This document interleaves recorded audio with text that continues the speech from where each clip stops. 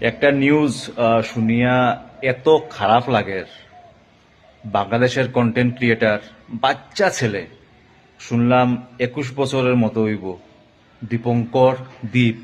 যেহেতু পপুলার কিন্তু আমরা ইন্ডিয়ার মধ্যে, মানে আমরা এইদিকের বরাক ভ্যালি সবও কিন্তু এর ভিডিও দেখে। যতজন আমার চিনা পরিচয় আছে সবে কিন্তু এর ভিডিও দেখে, কমেডি ভিডিও করে, মারে লইয়া, ছোট বাইরে লইয়া, দিদারে লইয়া কমেডি ভিডিও করে। বাচ্চা ছেলে রিসেন্ট মালয়েশিয়া গেছে হাইয়ার এডুকেশনের লাগি, 1 মাস হইছে না, শুনলাম কালকে মারা গেছে হার্ট অ্যাটাকে।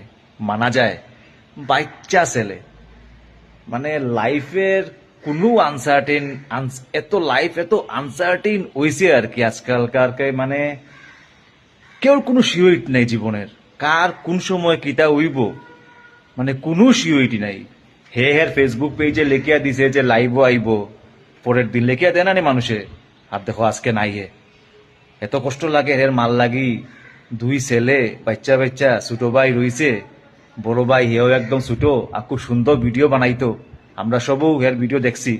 দীপঙ্কর দীপ হের নাম, মালয়েশিয়ার রিসেন্ট পড়তে গেছে, একলা আসিল।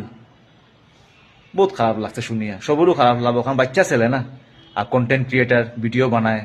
আজকের ভিডিওর মাধ্যমে হে পরিচয় পাইছে সবে, হেরে আমরা চিনি আজকে। হে আত্মার যেন সদ্গতি পায়, এটাই প্রার্থনা করি।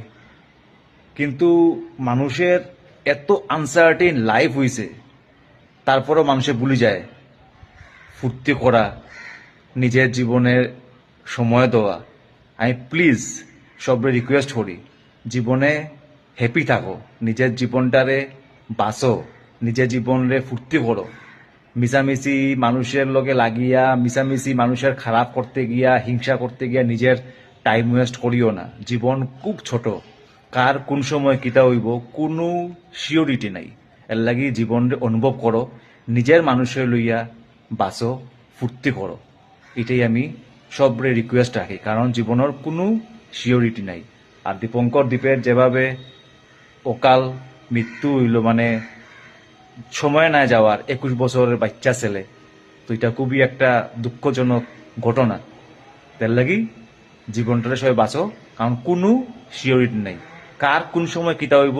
আজকে আসো, কালকে থাকবা এনি, এটাও সিওরিটি নাই। খারাপ লাগলো।